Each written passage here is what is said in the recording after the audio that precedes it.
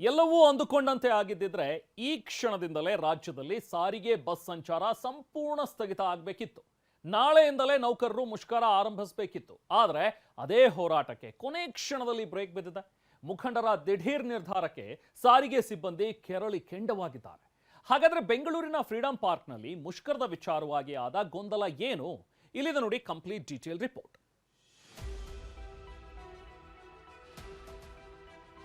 2ನೇ ತಾರೀಕು ಮಾರ್ಚ್ ಒಳಗಾಗಿ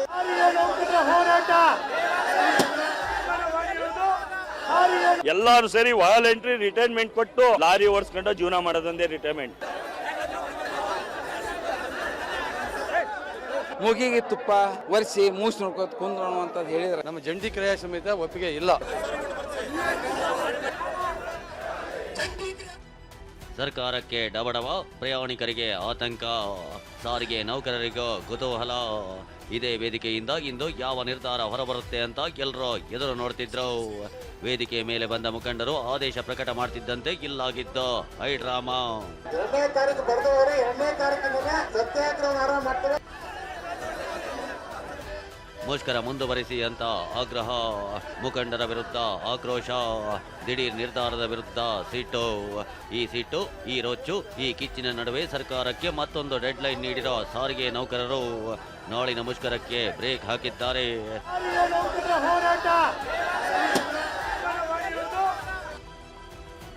ಸಾರಿಗೆ ನೌಕರರ ಮುಷ್ಕರಕ್ಕೆ ತಾತ್ಕಾಲಿಕ ಬ್ರೇಕ್. ಬೇಡಿಕೆ ಈಡೇರಿಕೆಗೆ ಮಾರ್ಚ್ 2ರ ಡೆಡ್ಲೈನ್. ಅರಿಯರ್ಸ್ ಬಿಡುಗಡೆ ಆಗಬೇಕು, ವೇತನ ಪರಿಷ್ಕರಣೆ ಆಗಬೇಕು. ಇವೆರಡು ಪ್ರಮುಖ ಬೇಡಿಕೆಗಳನ್ನು ಇಟ್ಕೊಂಡು ಸಾರಿಗೆ ನೌಕರರು ಹೋರಾಟಕ್ಕೆ ಇಳಿದಿದ್ರು. ಬೆಂಗಳೂರು ಚಲೋಗೆ ಕರೆ ನೀಡಿದ್ದ ಜಂಟಿ ಕ್ರಿಯಾ ಸಮಿತಿ ಇಂದು ಫ್ರೀಡಂ ಪಾರ್ಕ್ನಲ್ಲಿ ಬೆಳಗ್ಗೆಯಿಂದಲೇ ಹೋರಾಟಕ್ಕೆ ಕೂತಿತ್ತು. ರಾಜ್ಯದ ಮೂಲೆ ಮೂಲೆಯಿಂದ ಸಾವಿರಾರು ಸಂಖ್ಯೆಯಲ್ಲಿ ನೌಕರರು ಆಗಮಿಸಿದ್ರು. 38 ತಿಂಗಳ ಹಿಂಬಾಕಿ ಕೊಡುವವರೆಗೂ ಹೋರಾಟ ನಿಲ್ಲಿಸಲ್ಲ. ಸರ್ಕಾರ ಇಂದು ಸಂಜೆ 4 ಗಂಟೆಯೊಳಗೆ ತನ್ನ ನಿರ್ಧಾರ ಪ್ರಕಟಿಸಬೇಕು, ಇಲ್ದಿದ್ರೆ ನಾಳೆಯಿಂದ ಮುಷ್ಕರ ಅಂತ ಗಡುವು ನೀಡಿದ್ರು. ನಾವು 38 ತಿಂಗಳ ಅರಿಯರ್ಸ್, ಯಾಕೆಂದ್ರೆ ನಾವು ದುಡಿದು ಬಿಟ್ಟಿರೋ ಹಣ ನಾವು ಬಡ್ಡಿ ಸಮೇತ ಕೊಡಬೇಕು. ರಾಜ್ಯ ಸರ್ಕಾರ ನಿಮ್ಮ ಆದೇಶವನ್ನ ಪುನರ್ ಪರಿಶೀಲನೆ ಮಾಡಿ. ಕಾಗದದ ಮೇಲಿನ ಪ್ರಣಾಳಿಕೆಗಳಲ್ಲಿ ಆಗ್ತಕ್ಕಂಥ ಆಶ್ವಾಸನೆಗಳಾಗಬಾರ್ದು ಅಂತ ಕಲಿತೆ ನಾವು ಇಲ್ಲಿವರೆಗೂ ನಮಗೆ 38 ತಿಂಗಳ ಅರಿಯರ್ಸ್ ಕೊಟ್ರೆ ನಮ್ಮ ಕಾರ್ಮಿಕರು ಏನೋ ಒಂದು ಸ್ವಲ್ಪ ಸುಧಾರಿಸ್ಕೋತಾರ. ಶಕ್ತಿ ಯೋಜನೆ ಯಶಸ್ವಿ ಆಗಕ್ಕೆ ಕಾರಣ ನಾವೆಲ್ಲ ಕಾರ್ಮಿಕರೇ ಹೊರತು ನೀವುಗಳಲ್ಲ. ಜಂಟಿ ಸಮಿತಿ ಜೊತೆ ತೀರ್ಮಾನ ತಗೊಂಡಿದ್ರೆ ನಾವು ಇನ್ನೂ ಏನೋ ಅನೇಕ ಸಲಹೆ ಸೂಚನೆಗಳನ್ನ ಕೊಡ್ತಿದ್ವಿ ಅವರಿಗೆ. ಸರ್ಕಾರದ ಭರವಸೆ ಮಾತು, ಮಾರ್ಚ್ 2ಕ್ಕೆ ಮುಷ್ಕರ ಮುಂದೂಡಿಕೆ. ಇನ್ನು ಸಾರಿಗೆ ನೌಕರರು ದೊಡ್ಡ ಹೋರಾಟಕ್ಕೆ ಇಳಿತಾರೆ ಅನ್ನೋದು ಗೊತ್ತಾಗ್ತಿದ್ದಂತೆ ನಿನ್ನೆಯೇ ಅಲರ್ಟ್ ಆಗಿದ್ದ ಸರ್ಕಾರ 38 ತಿಂಗಳ ಪೈಕಿ 26 ತಿಂಗಳ ಹಿಂಬಾಕಿ ರಿಲೀಸ್ಗೆ ಅಸ್ತು ಎಂದಿತ್ತು. 1200 ಕೋಟಿ ಹಣ ರಿಲೀಸ್ಗೆ ಆದೇಶ ಹೊರಡಿಸಿತ್ತು. ಇಷ್ಟಾದರೂ ಮುಖಂಡರು ಮಣಿಯಲಿಲ್ಲ. ನಮಗೆ 38 ತಿಂಗಳ ಅರಿಯರ್ಸ್ ಬೇಕು ಅಂತ ಪಟ್ಟು ಹಿಡಿದ್ರು. ಹೋರಾಟ ತೀವ್ರವಾಗ್ತಿದ್ದಂತೆ ಸಾರಿಗೆ ಸಚಿವರ ಸೂಚನೆ ಮೇರೆಗೆ ಕೆಎಸ್ಆರ್ಟಿಸಿ ಎಂಡಿ ಅಕ್ರಮ್ ಪಾಷಾ ಸ್ಥಳಕ್ಕೆ ಆಗಮಿಸಿ ಮಾತುಕತೆ ನಡೆಸಿದ್ರು. ಫ್ರೀಡಂ ಪಾರ್ಕ್ನಲ್ಲಿ ಪ್ರತ್ಯೇಕ ಸಭೆ ನಡೆಸಿದ ಜಂಟಿ ಕ್ರಿಯಾ ಸಮಿತಿ ನಾಳಿನ ಮುಷ್ಕರ ವಾಪಸ್ ಪಡೆಯುವ ನಿರ್ಧಾರಕ್ಕೆ ಬಂತು. ವೇದಿಕೆಗೆ ಬಂದ ಸಂಚಾಲಕರು ಮಾರ್ಚ್ 2ರವರೆಗಿನ ಡೆಡ್ಲೈನ್ ಬಗ್ಗೆ ಘೋಷಣೆ ಮಾಡಿದ್ರು. ನಾವು ಇವತ್ತು ನಿರ್ಧಾರಕ್ಕೆ ಬಂದಿದ್ದೇವೆ. ಸರ್ಕಾರ ಮಾರ್ಚ್ 2ರ ಒಳಗಾಗಿ, ಇದೇ ಮಾರ್ಚ್ 2 ಒಳಗಾಗಿ ನಮ್ಮ ಜಂಟಿ ಕ್ರಿಯಾ ಸಮಿತಿಯನ್ನು ಕರೆದು ನಮ್ಮ 2 ಬೇಡಿಕೆಗಳು ಏನಿದೆ, 38 ತಿಂಗಳ ವೇತನ ಬಾಕಿ ಮತ್ತು 24ರಿಂದ ಏನು ವೇತನ 4 ವರ್ಷ ಒಪ್ಪಂದ ಆಗಬೇಕಾಗುತ್ತೆ, ಅದಕ್ಕೆ ಅವರು ಕರೆದು ಒಂದು ನಿರ್ದಿಷ್ಟವಾದಂತಹ ಒಂದು ತೀರ್ಮಾನಕ್ಕೆ ಬರೆದ ಹೋದ ಪಕ್ಷದಲ್ಲಿ ನಾವು ಮತಕ್ಕೆ ಹೇಳಿ ಇಲ್ಲದ ಪಕ್ಷದಲ್ಲಿ ನಾವು 2ನೇ ತಾರೀಕಿಂದ ಧರಣಿ ಸತ್ಯಾಗ್ರಹವನ್ನ ಇಲ್ಲೇನೆ ನಾವು ಕೂರ್ತೇವೆ ಅನ್ನುವಂಥ ತೀರ್ಮಾನವನ್ನ ನಾವು ತೆಗೆದುಕೊಂಡಿದ್ದೇವೆ. ಆದರೆ ಸಾರಿಗೆ ಮುಖಂಡರ ಈ ನಿರ್ಧಾರವನ್ನು ಒಪ್ಪೋದಕ್ಕೆ ಸಾರಿಗೆ ನೌಕರರು ಸುತಾರಾಮ ಸಿದ್ಧವಾಗಿರಲಿಲ್ಲ.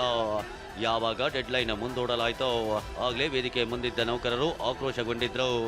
ವೇದಿಕೆ ಕುಟ್ಟಿ ಬೇಡ ಪ್ರತಿಭಟನೆ ನಿಲ್ಲಿಸೋದು ಬೇಡ ಅಂತ ಗಲಾಟೆ ಮಾಡಿದ್ರು. ಈ ವೇಳೆ ಕೆಲ ಹೊತ್ತು ಹೈ ಡ್ರಾಮಾ ನಡೆಯಿತು.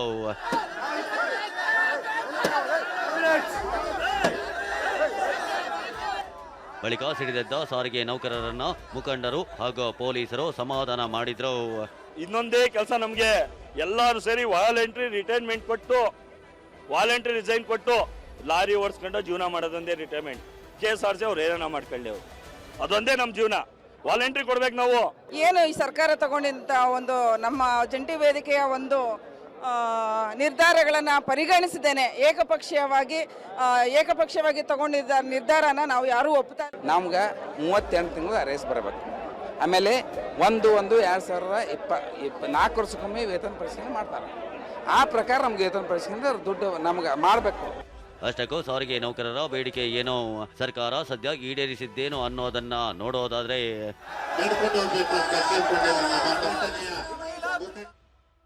38 ತಿಂಗಳ ಅರಿಯರ್ಸ್ ನೀಡಬೇಕು ಅನ್ನೋದು ಸಾರಿಗೆ ನೌಕರರ ಬೇಡಿಕೆ ಆಗಿದೆ. ಆದರೆ ಸರ್ಕಾರ 26 ತಿಂಗಳ ಅರಿಯರ್ಸ್ ನೀಡಲು ಒಪ್ಪಿಗೆ ನೀಡಿದೆ. ಇನ್ನು ಅರಿಯರ್ಸ್ ರೂಪದಲ್ಲಿ 1792 ಕೋಟಿ ಹಣ ನೀಡಬೇಕು ಅನ್ನೋದು ಬೇಡಿಕೆಯಾಗಿತ್ತು. ಸದ್ಯ ಸರ್ಕಾರ 1271 ಕೋಟಿ ಹಣ ನೀಡಲು ತೀರ್ಮಾನಿಸಿದೆ. ಇನ್ನು 2024 ಜನವರಿಯಿಂದ ವೇತನ ಪರಿಷ್ಕರಣೆ ಆಗಬೇಕು ಅಂತ ನೌಕರರು ಆಗ್ರಹಿಸಿದ್ರು. ಸರ್ಕಾರ 2025 ಏಪ್ರಿಲ್ನಿಂದ ವೇತನ ಪರಿಷ್ಕರಣೆ ಮಾಡಲು ನಿರ್ಧರಿಸಿದೆ. ಈ ಮಧ್ಯೆ ಕೆಎಸ್ಆರ್ಟಿಸಿ ಎಂಡಿ ಕೂಡ ವೇತನ ಪರಿಷ್ಕರಣೆ ಬಗ್ಗೆ ಶೀಘ್ರದಲ್ಲೇ ಸಭೆ ನಡೆಸಿ ತೀರ್ಮಾನ ಕೈಗೊಳ್ತೀವಿ ಎಂದಿದ್ದಾರೆ. ಎಷ್ಟು ಪ್ರಮಾಣದ ಒಂದು ಹೆಚ್ಚಳಿಕೆಯನ್ನು ಮಾಡಬೇಕು, ಎಷ್ಟು ನಾವು ಇನ್ಕ್ರೀಸ್ ಮಾಡಬೇಕು ಅನ್ನೋದ್ರ ಬಗ್ಗೆ ಯೂನಿಯನ್ಗಳ ಜೊತೆ ಚರ್ಚೆ ಮಾಡಿ ಮಾನ್ಯ ಸಚಿವರು ನಮ್ಮ 4 MDಗಳು ಸೇರಿ ಶಾರ್ಟ್ಲಿ ಒಂದು ಸಭೆಯನ್ನು ಕರೆದು ಮುಂದಿನ ದಿನಗಳಲ್ಲಿ ಇದಕ್ಕೆ ಫೈನಲೈಸ್ ಮಾಡ್ತೀವಿ. ಸದ್ಯ ಜಂಟಿ ಕ್ರಿಯಾ ಸಮಿತಿ ಮಾರ್ಚ್ 2ರ ಡೆಡ್ಲೈನ್ ನೀಡಿದೆ. ಅದರೊಳಗೆ ಸರ್ಕಾರ ನಿರ್ಧಾರ ಪ್ರಕಟಿಸಿದ್ರೆ ಹೋರಾಟ ಹಿಂಪಡೆಯಲಿದೆ. ಇಲ್ಲಿದ್ರೆ ಮಾರ್ಚ್ 2ರಿಂದ ಮತ್ತೆ ಹೋರಾಟ ಶುರುವಾಗಲಿದೆ. ಅದೇನೇ ಇರಲಿ, ನಾಳೆಯಿಂದ ಬಸ್ ಇರುತ್ತಾ ಇಲ್ವಾ ಅಂತ ಆತಂಕದಲ್ಲಿದ್ದ ಪ್ರಯಾಣಿಕರು ನಿಟ್ಟುಸಿರು ಬಿಟ್ಟಿದ್ದಾರೆ. ಕಿರಣ್ ಸೂರ್ಯ, TV9 ಬೆಂಗಳೂರು.